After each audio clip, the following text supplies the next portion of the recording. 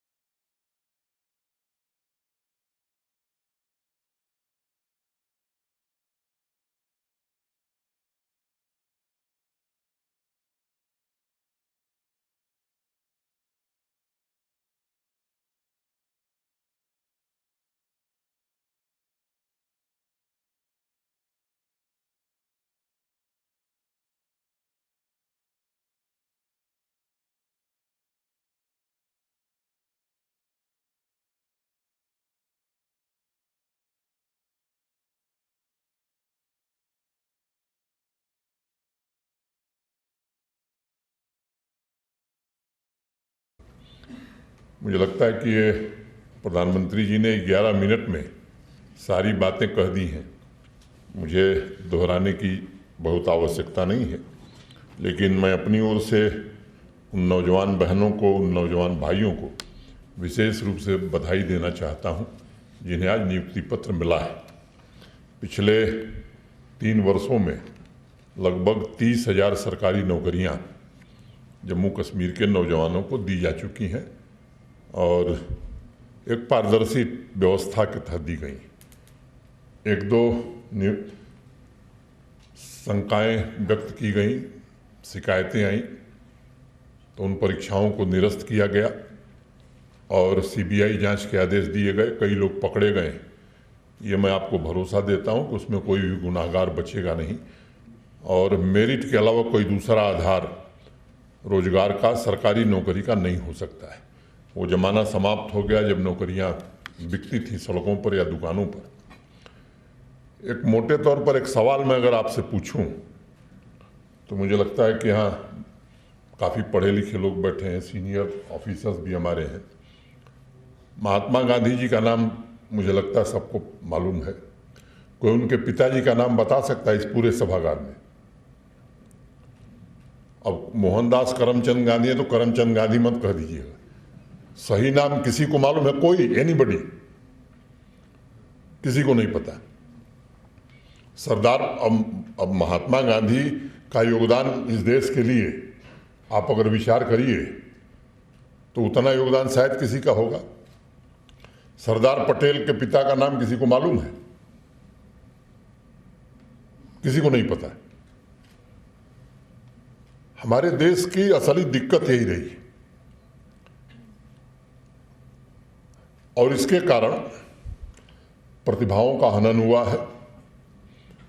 कुछ खास लोगों के नाम से सड़क, विश्वविद्यालय, सारे संस्थान और उनके नाम नहीं, उनके आने वाली पीढ़ी तक के नाम को देश जानता है। लेकिन जिन लोगों ने सब कुछ इस देश के लिए कुर्बान कर दिया,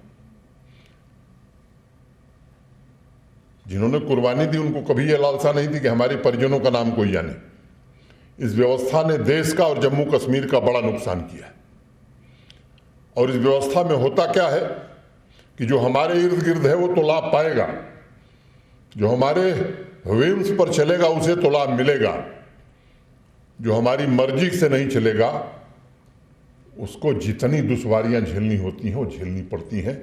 ये व्यवस्था प्रधानमंत्री जी ने देश में बदला है और मैं कह सकता हूं कि 3 साल में जम्मू कश्मीर में भी बदलने में काफ़ी हद तक हमें सफलता मिली है। अब कोई ये नहीं कह सकता कि किसी की सिफारिश से किसी को नौकरी मिल सकती है। मुझे याद है मैं जम्मू में था ठेले पर सब्जी बेचने वाले की बच्ची मेरे पास आई मिठाई लेकर के, और उसने मुझसे कहा कि साहब मैं मिठाई लाई हूँ, गेट पर सिक्योरिटी के लोग आने नहीं दे रहे थे। मुझे किसी ने कहा कि साहब एक बच्ची आई है और वो आपके गेट पर खड़े, उनको बुला लो। मैं जब मिला तो उसने कहा साहब मैं तो जीवन में सोच ही नहीं सकती थी कि जम्मू कश्मीर में मुझे सरकारी नौकरी मिल सकती है। मेरे पिता तो ठेले पर सब्जी बेचते हैं। एक नौजवान मुझे अभी 6 महीना पहले यहीं आया था घाटी का, उसने कहा साहब हमारे गांव में हमारे पंचायत में अब तक सरकारी नौकरी उन्हीं को मिली थी जो रसूखदार थे, जो कुछ लोगों के यहाँ कुछ लोगों के यहाँ जाते थे। मुझे नौकरी मिलेगी अपने पिताजी के साथ है, ये तो हमने और हमारे परिवार ने सोचा ही नहीं था। तो मुझे लगता है कि व्यवस्था वही ठीक है जिसमें टैलेंट का, जिसमें मेरिट का ख्याल रखा जाएगा, और इस व्यवस्था में सबको लाभ होता है। उस व्यवस्था में मैं नहीं समझता हूं किसी आम नागरिक को लाभ हो सकता है। ये भी सच है कि सरकारी नौकरियां सबको नहीं दी जा सकती, और हम लोग प्रयत्न पूर्वक ये कोशिश कर रहे हैं कि स्वरोजगार के अवसर भी नौजवानों को, नवयुवतियों को बड़ी मात्रा में उपलब्ध कराए जाए। पिछले 3 वर्षों में 5.25 लाख लोगों को स्वरोजगार से जोड़ने में सफलता मिली है। ये जो बैक टू विलेज कार्यक्रम शुरू हुआ है, इसमें भी 2 बड़े महत्वपूर्ण लक्ष्य, एक हर पंचायत से 15 नौजवानों को, नवयुवतियों को, नौजवान बच्चों बच्चियों को चिन्हित करना, और वो कैसे स्वरोजगार कर सकते हैं, सेल्फ एम्प्लॉयमेंट कैसे पा सकते हैं, बैंकों के साथ मीटिंग करके उनको निर्देश दे दिया गया है। और केवल आपकी जानकारी के लिए मैं बताना चाहता हूं, 10 लाख रुपए तक बैंक आपको आर्थिक सहायता अगर देता है तो किसी कोलेटरल की जरूरत नहीं है।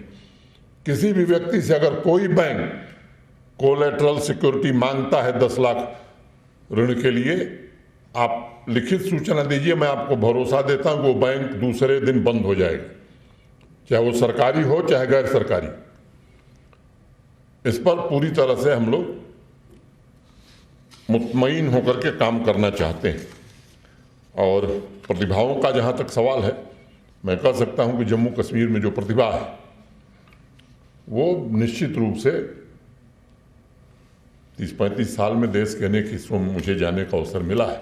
किसी भी राज्य से बेहतर टैलेंट यहाँ है, किसी भी राज्य से। और जिस तरह बच्चे आज आगे बढ़ रहे हैं, खास तौर से बच्चियां जिस तरह से आगे बढ़ रही हैं, वो निश्चित रूप से बहुत ही उत्साहवर्धक है। जिस विश्वविद्यालय के, जिस यूनिवर्सिटी के कन्वोकेशन में मैं जाता हूँ, 70% गोल्ड मेडल बच्चियां प्राप्त कर रही हैं। ये बहुत ही सुखद अनुभव है, मैं समझता हूं ये होना भी चाहिए। और दूसरी जो बात बैक टू विलेज में तय की गई कि हर पंचायत में 20 यूथ को आइडेंटिफाई करना और उन्हें स्किल डेवलपमेंट की ट्रेनिंग देना ताकि वो रोजगार पा सकें, ये इस पर कोशिश होगी। मिशन यूथ के हमारे सीईओ यहाँ बैठे हैं। मैं कह सकता हूं कि बड़ी मेहनत से पिछले 1.5-2 सालों में मिशन यूथ को गति प्रदान करने में सीईओ मिशन यूथ ने काफ़ी अपनी भूमिका निभाई है। और भी सरकार की जो विभिन्न योजनाएं हैं स्वरोजगार की, उन सबको एक साथ इंटीग्रेट करके हम पूरी कोशिश करेंगे कि अधिक से अधिक स्वरोजगार के अवसर मिले। और सरकारी नौकरियों के जो रिक्त पद हैं, आप में को मैं बताना चाहता हूं कि पिछले बार जब शिकायतें आई सब इंस्पेक्टर की भर्ती में, और 2 और शिकायतें आई थी, मैंने निरस्त किया था, सीबीआई को जांच दी थी। मोटे तौर पर अधिकांश लोग पकड़े जा चुके हैं, जांच अंतिम चरण में है। अब टेंडर हो गया है एसएसबी का, पारदर्शी व्यवस्था कायम रहे। मैं उम्मीद करता हूं कि नवंबर माह में वो तीनों परीक्षाएं पहले प्राथमिकता के आधार पर होंगी, और शेष जो 11,075 पद हमने चिन्हित किए हैं उनकी भर्ती का काम भी इस वर्ष पूरा किया जाएगा। ये कोशिश हम लोग लगातार करेंगे। मुझे लगता है कि इससे ज़्यादा आज कुछ कहने की आवश्यकता नहीं है। मैं आप सबसे निवेदन करना चाहता हूं कि बदलाव की एक नई बयार जम्मू कश्मीर में बही है और मैं इस बात को कहना चाहता हूं कि आपको भी इसमें हिस्सेदारी निभानी पड़ेगी। ढेर सारे लोग, अब कोई ऐसी घटना होती है तो लोग चेहरा छिपा कर नहीं आते, सड़क पर अपना चेहरा खोल करके आ रहे हैं। ये एक बड़ा बदलाव है, साधारण बदलाव नहीं है। कुछ लोग जिन्होंने पिछले 30 वर्षों में पता नहीं कितने लाख गरीब नौजवानों की जिंदगी ली है, मैं समझता हूं कि हमको ये समझना होगा कि कभी अमीर के बच्चे शहीद नहीं हुए, आतंकवाद के शिकार नहीं हुए, किसी राजनेता का बेटा शिकार नहीं हुआ है, ये सामान्य और गरीब आदमी का बेटा शिकार हुआ है, उसके परिवार के लोग शिकार हुए। और यकीन मानिए, विकास तभी होगा जब शांति रहेगी।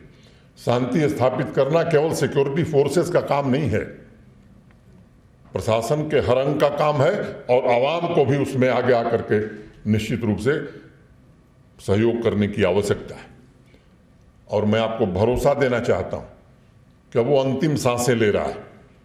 जो लोग इस इकोसिस्टम को चला रहे थे, वो ये कोशिश कर रहे हैं कुछ निर्दोष लोगों की हत्या करके, निरपराध लोगों की जान लेकर के एक भय का वातावरण बनाना, बाहर से आए हुए उस मजदूर को जो यहाँ की अर्थव्यवस्था में अपना योगदान देता है, अगर न आवे तो मैं कह सकता हूं कि नहीं ईंट भट्ठे यहाँ चलेंगे, न सेब के फल तोड़े जाएंगे। ऐसे निरपराध निरीह गरीब लोगों को मार करके वो ये कोशिश कर रहे हैं कि ये जो दिशा है जम्मू कश्मीर प्रशासन की या माननीय प्रधानमंत्री जी के नेतृत्व में जिस दिशा में हम आगे बढ़ रहे हैं, ये दिशा ठीक नहीं है। दिशा वही ठीक थी जो 30 साल पहले हुई प्रारंभ थी। यकीन मानिए, वो दिशा और वो व्यवस्था बिल्कुल ठीक नहीं थी। और हमारा पड़ोसी वो इस बात से चिंतित है, जो प्रधानमंत्री जी ने कहा कि इतनी बड़ी संख्या में टूरिस्ट आ रहा है, निवेश आ रहा है, इंफ्रास्ट्रक्चर के काम हो रहे हैं, कश्मीर कन्याकुमारी से जुड़ने जा रहा है। श्रीनगर से 32 फ्लाइट ऑपरेट होती थी, आज 110 फ्लाइट ऑपरेट हो रही है।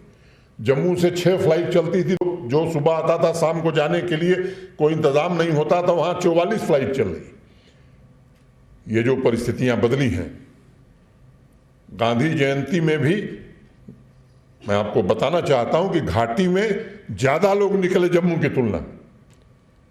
और जब इंडिपेंडेंस डे के लिए, स्वतंत्रता दिवस के लिए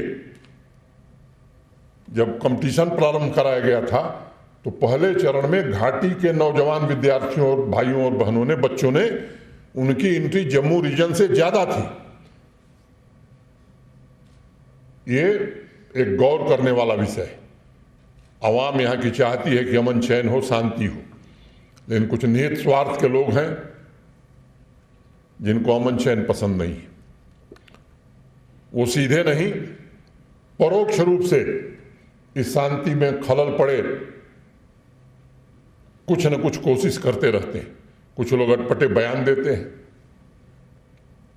मैं कहना चाहता हूं कि अब जो कानून में अधिकार प्राप्त है प्रशासन को, जो लोग भी यहाँ की शांति में खलल पैदा करेंगे और जो लोग भी उकसाने का काम करेंगे, उनके खिलाफ निश्चित रूप से कार्रवाई की जाएगी। और ये हमने तय किया, चाहे वो जितना बड़ा आदमी हो, यहाँ के अमन चैन में, यहाँ के शांति में अगर खलल डालने की कोशिश करेगा, कोई इस तरह की बयानबाजी करेगा जिससे यहाँ का माहौल खराब होता है, यहाँ का सांप्रदायिक सौहार्द बिगड़ता है, तो कानून और संविधान के दायरे में उनके विरुद्ध निश्चित रूप से कार्रवाई करेंगे हम लोग। और हम आपको भरोसा देना चाहते हैं कि पारदर्शी व्यवस्था और सबका साथ सबका विकास, वास्तव में सबके विकास के लिए हम लोग संकल्पित हैं। इतनी ही बात कहते हुए मैं जिला इंतजामिया, खासतौर से डीसी श्रीनगर को हृदय से बहुत धन्यवाद देता हूं और पूरे प्रशासन को, जिन लोगों ने इस पूरी व्यवस्था में, आज पूरे 20 जिलों में ये कार्यक्रम हो रहा है। प्रधानमंत्री जी ने बताया 3000 नियुक्ति पत्र आज दिए जाएंगे, 700 का वेरिफिकेशन हो रहा है, वो भी मैं उम्मीद करता हूं कि हफ्ते 10 दिन में वो भी दे दिए जाएंगे। बाकी जो रिक्त सरकारी पद हैं उन्हें भी जल्दी से जल्दी भरने की प्रक्रिया शुरू की जाएगी। बहुत बहुत धन्यवाद। जय हिंद।